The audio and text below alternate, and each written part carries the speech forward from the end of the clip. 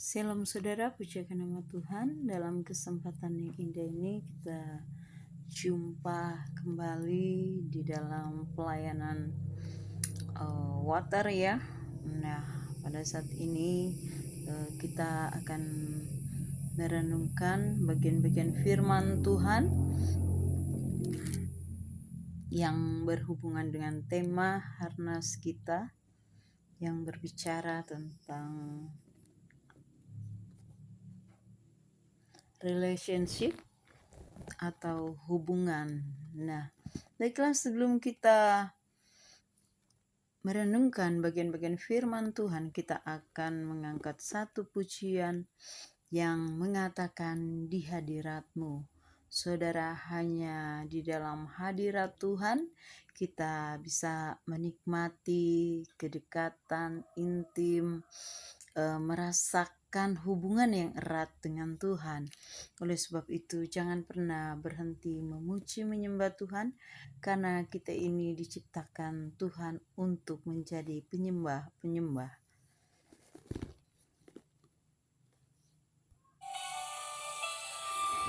Kita angkat pujian ini.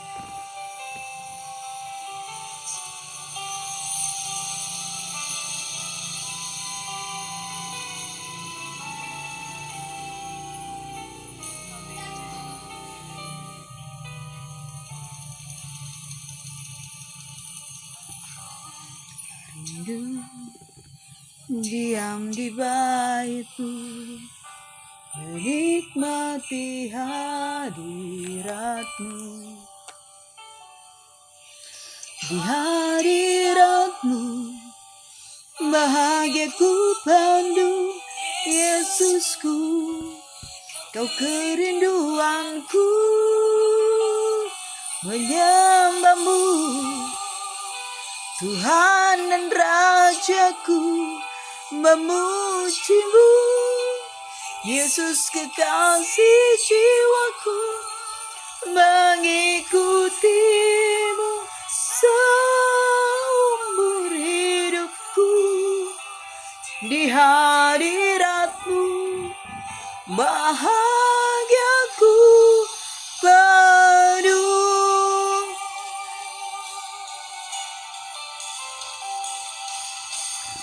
Ku rindu diam di bait-Mu, menikmati hadirat-Mu.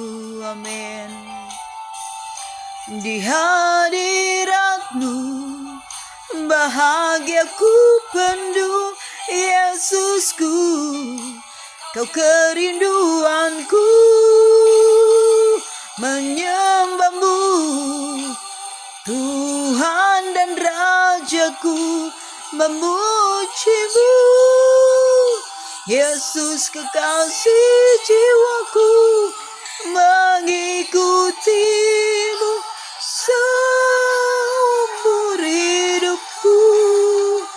Di hadirat-Mu bahagiaku penuh.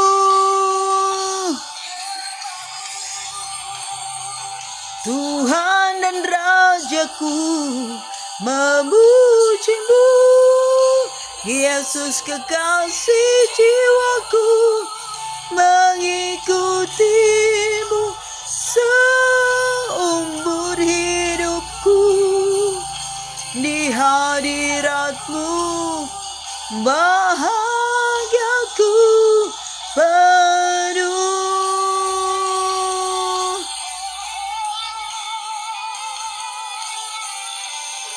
Haleluya Yesus, kami sembah Engkau Tuhan, kami agungkan Engkau, kami puji nama-Mu Yesus.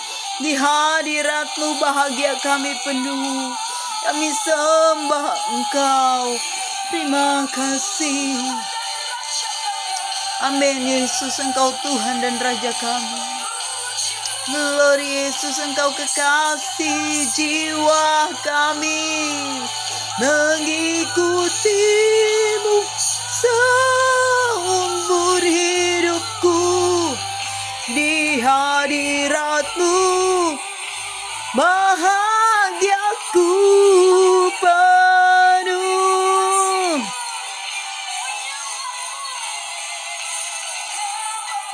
Men, Tuhan dan Rajaku memujimu, Yesus kekasih jiwaku mengikutimu seumur hidupku. Di hadiratmu bahagiaku penuh. Di hadiratmu bahagiaku penuh. Di hadiratmu bahagiaku penuh. Haleluya. Ya Rama ya Rama ya Rama ya Rama. Haleluya Yesus, terima kasih Tuhan. Indaraya lama lama lama lama lama takara pasikiara labo. Kuriara lama lama lama lama takasandara papasikiara labo.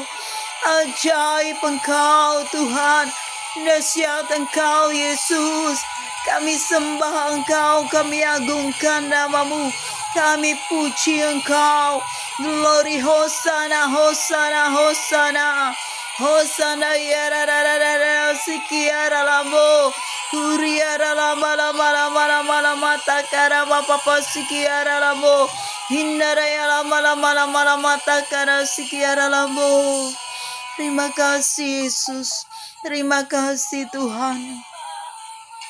Engkau baik, Engkau setia dalam hidupan kami. Engkau luar biasa, Engkau dahsyat, Engkau perkasa Yesus. Terima kasih. Terima kasih ya Rabah ya Rabah ya Rabah. Terima kasih Yesus. Terima kasih Tuhan. Terima kasih.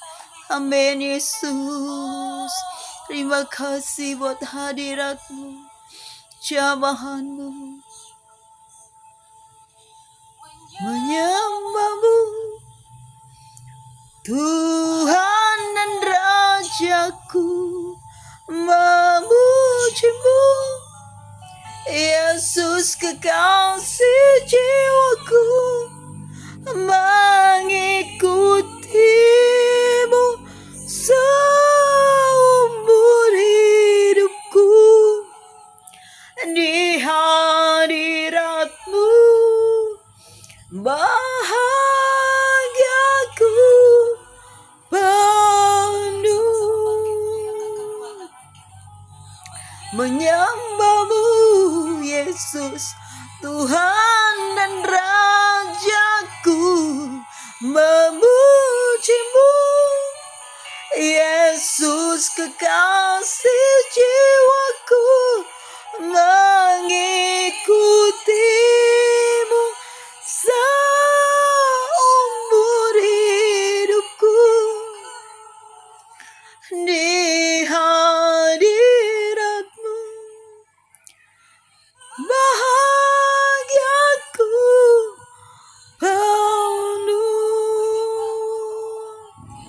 Menyembahmu Tuhan dan Rajaku, memujimu Yesus kekasih jiwaku, mengikutimu seumur hidupku. Di hadiratmu bahagiaku penuh.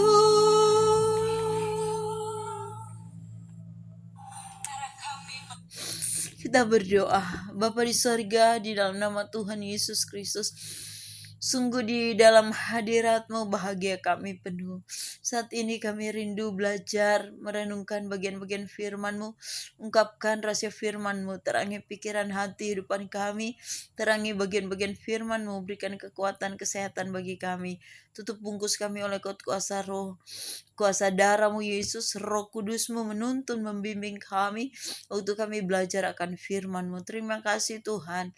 Terima kasih, ini doa kami Tuhan. Kami percaya pasukan malaikat bala tentara surgawi-Mu berlaksa-laksa berkemah sekeliling kami. Darah Yesus yang menguduskan, membenarkan, bentengi kehidupan kami. Terima kasih Tuhan. Dalam nama Tuhan Yesus Kristus, kami berdoa mau membaca, merenungkan bagian-bagian firman-Mu. Haleluya. Amin. Shalom saudara, pujiakan nama Tuhan. Baiklah, pada saat ini kita akan belajar beberapa ayat-ayat dari renungan firman Tuhan yang kiranya ini menjadi bekal, menjadi kekuatan, menjadi pedoman dalam kehidupan kita di dalam mengiringi Tuhan Yesus Kristus. Nah, saudara, kita hidup di tengah dunia ini yang bergerak begitu cepat ya, dengan perkembangan teknologi ya yang ada. Nah, kita melihat bahkan hari-hari ini tidak sedikit keluarga Kristen yang bisa mengalami kerenggangan disebabkan karena kemajuan teknologi. Nah, mengapa? Karena sejak dari anak-anak yang kecil, balita ya, sudah pegang HP. Kanak-kanak, remaja, pemuda, orang tua, apalagi. Nah, hingga di dalam rumah tangga, hubungan, komunikasi itu sangat-sangat kurang. Kebersamaan, fellowship itu bersama-sama itu sangat-sangat kurang. Karena setiap menit, jam selalu tangan ini ada di HP, mata ini di HP, mulut ini di HP. Jadi untuk berkomunikasi, berhubungan dengan keluarga itu sangat-sangat sedikit waktunya. Sehingga tidak heran ada banyak keluarga-keluarga yang bisa retak, bahkan ada yang cerai, ada yang pisah, dan ada yang banyak hidup di dalamnya pil dan will ya.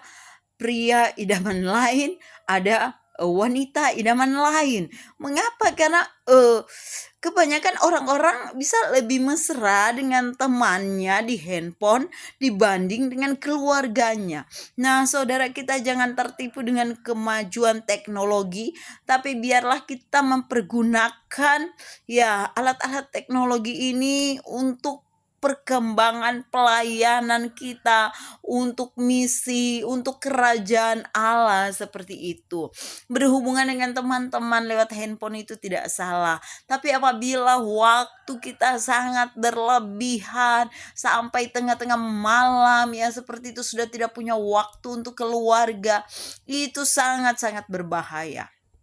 Nah, apalagi kalau berhubungan dengan Tuhan saja, jam-jam doa sudah bisa dilupakan. Itu sangat-sangat berbahaya. Mengapa?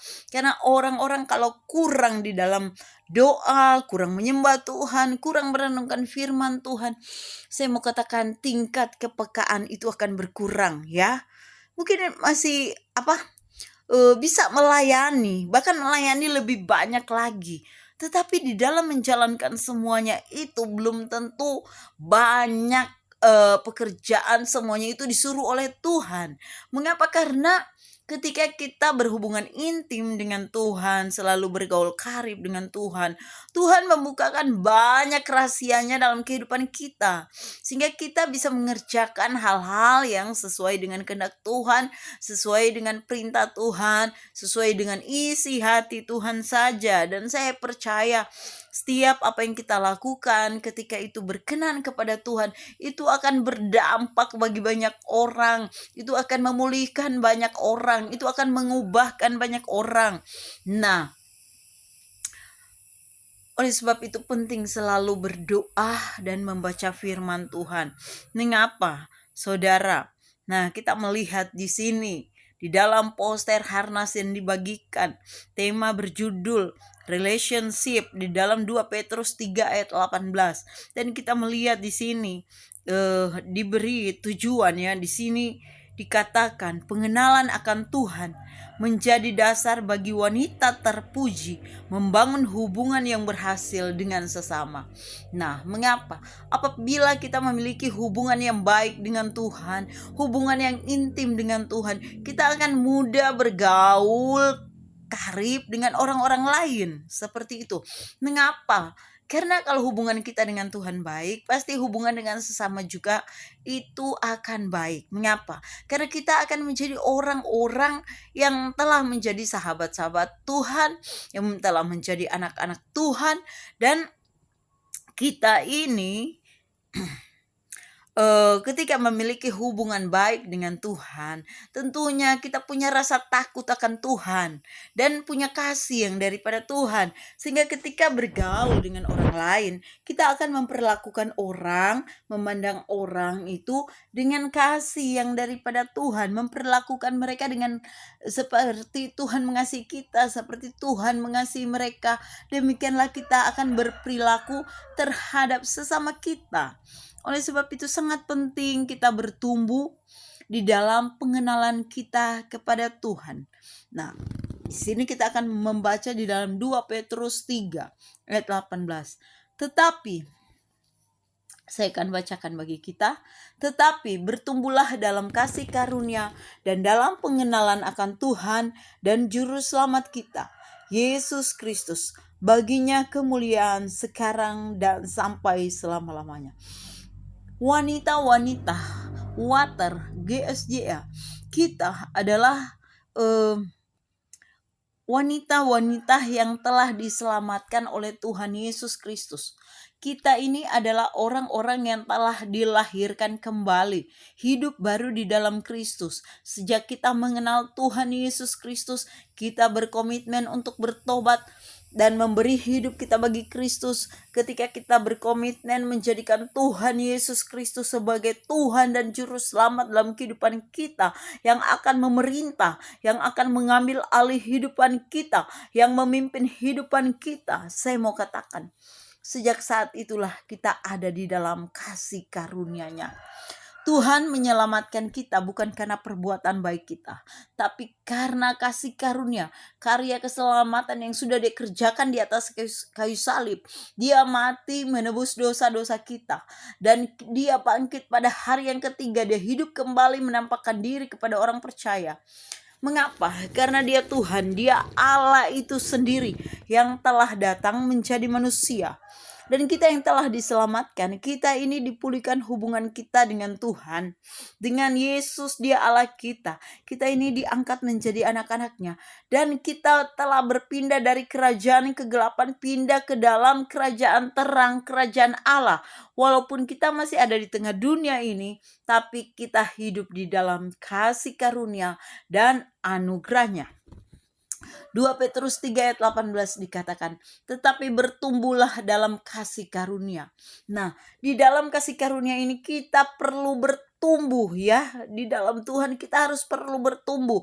Kita tidak boleh menjadi orang-orang yang stagnan ya. Stagnan itu artinya hanya terus di tempat, tidak bertumbuh, tidak melakukan apapun di tengah dunia ini. Nah, kita harus bertumbuh dalam kasih karunia, bukan bertumbuh sembarangan, tetapi bertumbuh di dalam kasih karunia. Dan dikatakan, dan dalam pengenalan akan Tuhan dan Juru Selamat kita. Dan dalam pengenalan akan Tuhan Yesus Kristus, dikatakan pengenalan akan Tuhan dan Juru Selamat kita, Yesus Kristus. Nah, mengapa kita harus bertumbuh dalam kasih karunia? Kita harus bertumbuh di dalam mengenal Tuhan. Dari hari ke hari, dari bulan ke bulan, bahkan tahun, kita bukan sedikit diperhadapkan dengan berbagai masalah, pergumulan, kebutuhan. Tapi dalam kesemuanya, kiranya kita bertumbuh dalam kasih karunia. Kiranya kita bertumbuh dalam mengenal Tuhan Yesus Kristus itu secara pribadi. Mengapa?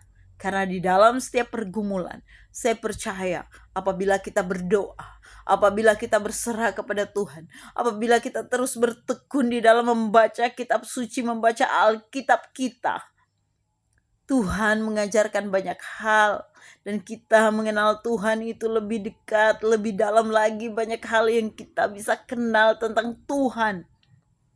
Nah, lewat masalah pergumulan. Oleh sebab itu, water, apabila hidupmu ada dalam masalah, janganlah terus mengeluh dan bersungut-sungut. Saya mau katakan, carilah Tuhan di dalam doa. Bertanyalah kepada Tuhan, Tuhan, mengapa saya mengalami hal ini? Bukan kita komplain kepada Tuhan, tapi Allah itu turut bekerja dalam segala sesuatu untuk mendatangkan kebaikan bagi orang yang mengasihi Dia.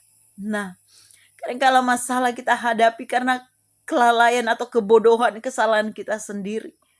Kadangkala kita jatuh dalam pencobaan itu karena kesalahan kita sendiri. Karena Tuhan tidak pernah mencobai siapapun. Nah, namun yang terpenting adalah kita dekat dengan Tuhan, berdoa, membaca Alkitab. Saya percaya Tuhan memberitahukan rahasia-rahasianya. Saya pun pernah berada dalam suatu pergumulan yang berat. Dan pada saat itu saya dengan memberanikan diri, saya bukan mau memberontak, tapi saya bertanya kepada Tuhan, mengapa? Ada apa? Dan Tuhan menunjukkan jalannya kepada saya. Tuhan menunjukkan tujuannya kepada saya. Dan Tuhan katakan tidak usah komplain dengan semuanya, tapi bekerjalah, berjalanlah sesuai dengan tujuan dan mau Tuhan, rencana Tuhan. Mengapa? Kalau kita melihat sekeliling kita melihat situasi. Kadang manusia bisa berubah-ubah. Situasi berubah-ubah. Orang bisa senang kepada kita hari ini, besok bisa tidak suka kepada kita. Orang bisa berjanji kepada kita hari ini, tapi besok mengingkar. Nah, ada banyak hal ya di tengah dunia ini, dan kita tidak bisa berpegang kepada dunia ini. Mengapa? Karena tidak ada sesuatu yang bisa kita pegang secara teguh di tengah dunia ini selain Tuhan Yesus Kristus. Dan hanya padanya lah kita berharap, hanya padanya lah kita berserah, dan Dia tidak pernah mengecewakan kita. Nah, Dia sedang menuntun, mengajari kita.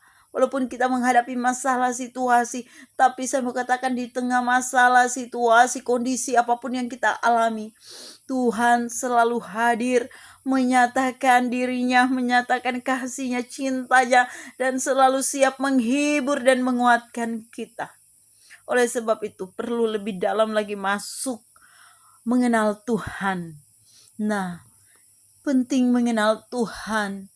Water, seorang wanita Kristen yang telah mengalami kelahiran baru, hidup baru di dalam Kristus. Tentunya dia telah mengenal Tuhan secara pribadi, telah berjumpa dengan Yesus. Kita melihat ya wanita Samaria ketika dia dalam masalah hidupannya bukan mudah, hidup dengan 5 laki-laki yang bukan suaminya. Bagaimana identitasnya di tengah masyarakat. Bagaimana dia dengan malu-malu pergi menimba air di siang hari yang bolong. Tapi Yesus dengan kasih-Nya masuk ke kota itu. Kota Samaria terkenal dengan kota orang berdosa. Tapi Yesus mau singgah melewati kota itu. Yesus haus, Yesus letih. Nah, karena Yesus datang menjadi manusia. Tapi ketika Yesus berada di sumur itu, kita melihat dia berjumpa dengan wanita ini. Dia Tuhan Maha Tahu ya. Dia bisa merasakan pergumulan kita. Dia ada di sumur itu dan dia bercakap-cakap dengan perempuan Samaria tersebut. Dan akhirnya dia memperkenalkan dirinya bahwa dialah Mesias. Ketika dia memperkenalkan dirinya kepada wanita Samaria ini, hidup wanita Samaria ini diubahkan oleh Tuhan. Dia tidak malu-malu lagi, tapi dengan berani dia bersaksi bagi Yesus, bagi seisi kota, orang-orang yang ada di kotanya. Dan mereka mendengarkan Injil, mereka mendengarkan berita tentang Yesus, dan mereka datang kepada Yesus, dan mereka berjumpa secara langsung dengan Yesus, dan mereka sendiri mengenal Yesus, dan mereka percaya bahwa Yesus adalah Tuhan. Saudara, penting memiliki hubungan pribadi yang dekat, yang intim, melekat, dekat, mengenal Tuhan lebih dalam lagi, sehingga kita bisa bertumbuh di dalam kasih karunia-Nya, bertumbuh di dalam pengenalan kepada-Nya, dan selalu bergaul karib dengan Tuhan. Mengapa? Orang-orang yang suka berdoa, orang-orang yang telah dijamah oleh Tuhan, orang-orang yang telah merasakan hadirat dan jamahan Tuhan, kedekatan dengan Tuhan. Saya mau katakan dia tidak bisa berjauh-jauh dari Tuhan. Dia selalu rindu memuji menyembah Tuhan. Dia selalu rindu tinggal di dalam hadirat Tuhan. Mengapa? Karena dia telah merasakan damai, sejahtera, sukacita, kelegaan, ketenangan, cinta sejati ketika dia dekat dengan Tuhan. Saya mau katakan, water, jangan engkau mencari kasih di tengah dunia ini. Nah, kita diperintahkan untuk mengasihi sesama kita, keluarga kita, pasangan kita. Tapi saya mau katakan, ketika Anda mencari kasih sejati dalam diri mereka, Anda tidak akan temukan. Yang Anda akan dapatkan adalah kekecewaan. Mengapa? Saya bukan mengajar salah, tapi karena Tuhan tidak mau dinomor duakan. Tuhan memerintahkan kita mengasihi. Tapi perintah untuk mengasihi Tuhan adalah perintah nomor 1, bukan nomor 2. Perintah nomor 2 adalah perintah mengasihi sesama. Oleh sebab itu jangan pernah menempatkan suamimu sebagai posisi pertama. Tapi tempatkanlah Tuhan sebagai posisi yang pertama. Dan Tuhan posisi pertama dan suamimu, keluargamu posisi kedua. Demikian juga orang-orang lain akan menempatkan kasih di dalam posisi ketiga. Mengapa? Apabila Anda menempatkan orang lain di posisi kedua, maka keluargamu akan hancur. Keluargamu akan berantakan. Mungkin Anda bisa mengasihi banyak orang, tapi keluargamu kehilangan kasih yang daripadamu, perhatian yang daripadamu. Jangan heran kalau keluargamu hidup dalam berantakan. Dekat dengan Tuhan. Jadikan Tuhan nomor 1. Keluargamu nomor 2. Orang lain nomor 3. Dah, saudara, kita melihat penting kita bertumbuh di dalam kasih karunia, mengenal Tuhan. Mengapa? Keluarga itu penting di mata Tuhan. Tuhan Yesus, dia hadir dalam keluarga. Dia tahu wanita Samaria ini bagaimana kehidupannya, bagaimana dia gagal di dalam mau berumah tangga. Dia tahu Tuhan Yesus peduli dengan keluarga. Bahkan sejak di Taman Eden, dia menjadikan keluarga itu, dia peduli dengan Adam dan Hawa. Saudara, kita melihat di sini ya, penting bertumbuh dalam kasih karunia, penting bertumbuh dalam mengenal Tuhan Yesus Kristus secara pribadi. Dan perhatikan, baginya kemuliaan. 2 Petrus 3 ayat 18c. Baginya kemuliaan sekarang dan sampai selama-lamanya. Hidup kita ini dirancang untuk memuliakan Tuhan. Oleh sebab itu kita penting mengenal Tuhan Yesus Kristus secara pribadi. Hidup selalu menyenangkan, memuliakan Dia saja. Menyenangkan hati Tuhan. Demikian juga keluarga rumah tangga kita. Ketika kita ada dalam hubungan yang baik antara satu sama lain, suami istri, orang tua, anak-anak dengan orang tua, maka keluarga kita akan memuliakan Tuhan. Ketika hubungan pribadi kita dengan Tuhan menyenangkan Tuhan, hidup kita akan memuliakan Tuhan. Ketika hubungan kita dengan sesama kita itu dalam kondisi baik, menyenangkan Tuhan, itu akan memuliakan Tuhan. Oleh sebab itu, apapun yang kita kerjakan, lakukanlah seperti untuk Tuhan, maka hidup kita akan memuliakan Tuhan. Kalau kita melakukan seperti untuk Tuhan, maka kita akan melakukan yang terbaik bagi Tuhan. Nah, pada saat ini kita akan belajar. Tadi kita sudah belajar dari kehidupan wanita Samaria. Bagaimana dia dipulihkan oleh Tuhan. Dia berjumpa dengan Tuhan Yesus Kristus. Dia mengenal Tuhan Yesus Kristus secara pribadi. Sehingga dia dipakai oleh Tuhan menjadi saksi, menjadi alat tangannya, menjangkau banyak jiwa. Kita melihat lagi Maria Magdalena. Dia adalah seorang perempuan wanita yang dirasuk 7 setan. Tapi waktu Yesus mengusir setannya, wanita ini bahkan sampai Yesus mati di kayu salib, Yesus dikuburkan, dia tetap setia mengikuti Yesus. Dia tidak pernah menyangkal Yesus. Sehingga ketika Yesus bangkit, wanita yang pertama dijumpainya adalah Maria Magdalena. Dan Maria Magdalena adalah wanita pertama yang dipakai oleh Tuhan Yesus Kristus untuk memberitakan Injil, memberitakan tentang kebangkitan Kristus. Nah, kita melihat betapa kedekatan hubungannya dengan Kristus.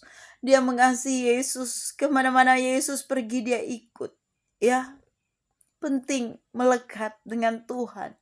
Terus berjalan dekat dengan Tuhan. Jangan menjauh dari Tuhan Yesus Kristus, saudara. Tuhan itu baik, dia begitu mengasihi kita. Baiklah, pada saat ini kita akan belajar lagi dari beberapa murid Yesus ya. Mungkin mereka bukan wanita, tapi mereka adalah pria-pria murid-murid Yesus, di mana mereka mempunyai relationship, hubungan pribadi, pengenalan kepada Tuhan Yesus Kristus. Kita akan belajar ya sejauh mana mereka mengenal Kristus dan berhubungan, dalam hubungannya mengenal Tuhan itu secara pribadi. Kita lihat Petrus. Petrus adalah murid Yesus yang hubungan pribadinya dengan Tuhan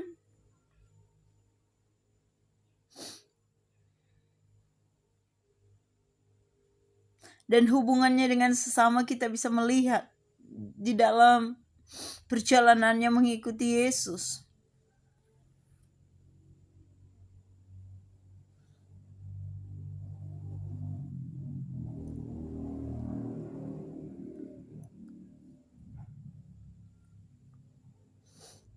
Dan 2 Petrus 3 ayat 18 ini ditulis oleh Petrus. Dia mengajak kita untuk bertumbuh dalam kasih karunia dan dalam pengenalan. Mengapa? Dia pun dalam mengiringi Tuhan kita melihat ya. Tidak sedikit tantangan yang dia hadapi. Bahkan dia pernah menyangkal Yesus sampai 3 kali. Mengapa? Dia sudah lama mengikuti Yesus sejak Yesus ada di bumi. Yesus memilih memanggil dia menjadi muridnya. Namun ketika Yesus disalib, dia menyangkal Yesus 3 kali. Mengapa? Karena dia belum mengenal Yesus itu lebih dalam lagi. Sehingga ketika Yesus ditangkap, disalibkan, dia begitu ketakutan sehingga dia menyangkal. Namun ketika Yesus bangkit dari kematian, Yesus tidak langsung ke sorga. Yesus tahu kondisi murid-muridnya dan dia menjumpai mereka dan dia pun rindu kehidupan Petrus, pengiringannya dipulihkan. Oleh sebab itu Yesus menjumpai Petrus pada saat itu ketika mereka ada di dalam rumah yang sedang terkunci. Dia hadir di tengah-tengah mereka. Dia menunjukkan bekas paku pada tangannya, bekas cucuk pada lambungnya. Dan pada saat itu ada Thomas yang ragu-ragu, dia pun memulihkan Thomas. Karena Thomas katakan, sebelum aku melihat bekas paku pada tangannya, sebelum aku mencucukkan jariku ke dalam lambungnya, sekali-kali aku tidak percaya. Dan 8 hari kemudian Yesus hadir menampakkan diri di tengah-tengah mereka. Yesus katakan, damai sejahtera bagi kamu, damai sejahtera Tuhan berikan kepada mereka. Mengapa? Karena mereka dalam kondisi ketakutan, mereka dalam kondisi depresi ketika Yesus ditangkap dan disalibkan. Mengapa? Karena mereka tidak memiliki hubungan intim, kedekatan lebih dalam ya kepada Tuhan Yesus Kristus. Dan ketika di pantai, mereka kembali menjadi penjala ikan. Padahal mereka sudah dikatakan oleh Tuhan Yesus Kristus, mereka itu harus menjadi penjala manusia. Tinggalkan semuanya dan menjadi penjala manusia. Namun dalam kondisi ketakutan, depresi, putus asa karena mereka takut mereka akan ditangkap oleh tentara Romawi dan akan disalibkan sama seperti Tuhan Yesus Kristus. Dan dalam kondisi seperti itu, saudara, Yesus hadir di tengah-tengah mereka. Dan mereka tidak mengenal Yesus. Tapi perhatikan. Ya, Yohanes, murid yang selalu bersandar di dada Yesus. Dia mengenal itu Tuhan. Mengapa? Karena dia adalah salah satu murid yang intim hubungannya dekat dengan Tuhan, melekat dengan Tuhan. Bahkan denyut jantung Yesus dia bisa dengar karena dia sering bersandar di dada Yesus. Jadi tidak menutup kemungkinan dia tahu rahasia-rahasia Tuhan, dan dia tahu secara pribadi, kenal secara pribadi bahwa Yesus Tuhan. Karena ketika yang lainnya tidak mengenal, bahkan di antara murid-murid menyebut Yesus guru, tapi Yohanes menyebut Yesus Tuhan. Itu Tuhan. Mengapa? Karena dia kenal Tuhan Yesus. Dia mengenal Tuhan Yesus Kristus secara pribadi. Water, jangan sampai kita kehilangan kepekaan ketika Tuhan hadir, melawat, menjamah. Nah, ketika beribadah, nah, orang-orang lain sudah menikmati hadirat Tuhan, berapi-api di dalam Tuhan, tapi kita hanya diam-diam saja. Mengapa? Karena mungkin kita tidak membuka hati kita tidak membuka pikiran kita, pandangan kita tidak tertuju kepada Yesus. Mungkin waktu beribadah, pikiran kita di rumah, pekerjaan rumah, seperti itu. Datanglah kepada Tuhan dengan kerinduan. Saya percaya ketika kita datang dengan kerinduan, kita akan dipuaskan oleh Tuhan. Kita akan menikmati hadiratnya. Saya ketika beribadah, hampir setiap minggu saya merasakan jamahan Tuhan setiap beribadah. Nah, dan itu sangat kuat seperti itu. Nah, mengapa? Karena ketika saya mengikuti Tuhan Yesus Kristus, pertama kali saya hadir di ruang ibadah. Karena sejak kecil saya tidak mengenal Tuhan Yesus Kristus. Nanti umur 22 tahun baru saya mengenal Tuhan Yesus Kristus. Awalnya saya berjumpa dengan seorang penginjil. Di situ kami bercakap-cakap dan sebuah kalimat mengubah kehidupan saya. Beliau katakan, jadi kamu sudah kaya. Kalimat itu seperti menemplak saya, menyadarkan saya siapa diri saya. Dan saya menangis terisak-isak. Dan pada saat itu beliau mendoakan saya. Panjang doanya, dan setelah selesai doanya dia katakan, dalam nama Tuhan Yesus Kristus. Dan saya terangkat kaget. Seperti itu ya. Mengapa? Karena sejak kecil saya tidak mengenal Tuhan Yesus Kristus. Dan ketika mendengar nama itu asing bagi saya. Nah, tapi di situ Tuhan telah menjamah kehidupan saya. Setelah selesai didoakan, saya mendengar suara audible secara langsung. Ketika ada tawaran-tawaran dunia dosa di depan saya mendengar secara langsung suara audible dari dalam hati saya. Saya mendengar, jangan bertobatlah. Jangan bertobatlah, seperti itu berkali-kali. Dan saya merasa Tuhan sedang memperingatkan saya untuk bertobat, ya, seperti itu. Sehingga saya takut sekali dan saya mengambil niat untuk bertobat.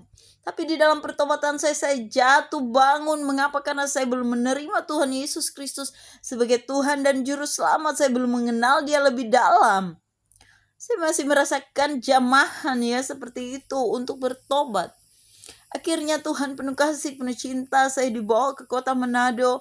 Sampai di sana saya diajak penginjil tersebut untuk pergi ke KKR. Dan kata KKR pun asing bagi saya. Saya tidak pernah mendengar kata itu sejak kecil. Dan ketika sampai di tempat KKR, saya kaget karena melihat ternyata ibadah dan saya sangat berat untuk masuk. Tapi oleh dorongan Roh Kudus yang menarik saya begitu kuat, akhirnya saya masuk ke dalam. Dan saya melihat anak-anak Tuhan, orang-orang percaya, orang pengikut Kristus sedang menyembah Yesus. Dan pada saat itu saya merasakan situasi damai, sejahtera, sukacita di ruangan itu. Dan saya merasa Tuhan Yesus itu ada di depan, ya, di bagian depan, pokoknya seperti itu. Saya merasa Tuhan hadir di situ. Di bagian altar mimbar di situ, saya merasa Tuhan itu ada di situ. Nah, dan saya paham Tuhan orang Kristen itu hidup, ya. Dia hadir. Walaupun saya tidak melihat secara kasat mata, tapi saya merasa dia ada di situ. Saya merasakan hadiratnya. Oleh sebab itu setiap ibadah saya tidak mau main-main, karena saya tahu Tuhan selalu hadir. Sebagaimana janji firman-Nya, 2-3 orang berkumpul, Tuhan itu hadir. Saudara, dan sejak saat itu, setelah selesai mengikuti KKR beberapa hari, saya mencari gereja. Dan di gerejalah saya dimuridkan, di gerejalah saya belajar Alkitab, mendengarkan firman Tuhan dari minggu ke minggu. Dalam persekutuan-persekutuan, saya mendengarkan firman dan saya begitu lapar dan haus akan firman Tuhan, terus membaca Alkitab. Dan ketika saya membaca Alkitab, begitu banyak rahasia dibukakan lewat firman Tuhan, sehingga saya terus mengikuti Tuhan Yesus Kristus. Sampai di dalam pengiringan saya, Tuhan pun mengizinkan hal-hal sulit terjadi dalam kehidupan saya. Dan mungkin secara manusia saya bisa memberontak. Saya bisa bertanya kenapa seperti itu. Tapi dalam kesemuanya, di dalam doa-doa, dalam kesendirian saya merasa Tuhan itu lebih dekat lagi. Tuhan itu selalu hadir dalam kesusahan saya. Dan disitulah saya mengenal Tuhan lebih dalam lagi. Oleh sebab itu wajar, apapun yang menjadi masalah pergumulanmu, kondisi hidupanmu seperti apapun Anda terpuruk saat ini, saya mau katakan, apabila Anda mencari Tuhan dalam doa-doamu, berseru kepada Tuhan dalam kondisi keadaanmu, Tuhan itu lebih dekat denganmu. Ya Rabbi, syukurmu. Dia lebih dekat hadir denganmu. Dia siap berbicara denganmu, mendengarkan keluhanmu, dan mengarahkan dirimu. Tuhan itu dahsyat. Tuhan itu luar biasa. Yesus itu maha hadir. Dia siap berbicara bagi kita oleh Roh-Nya. Dia selalu hadir bagi kita. Oleh sebab itu, janganlah pernah berhenti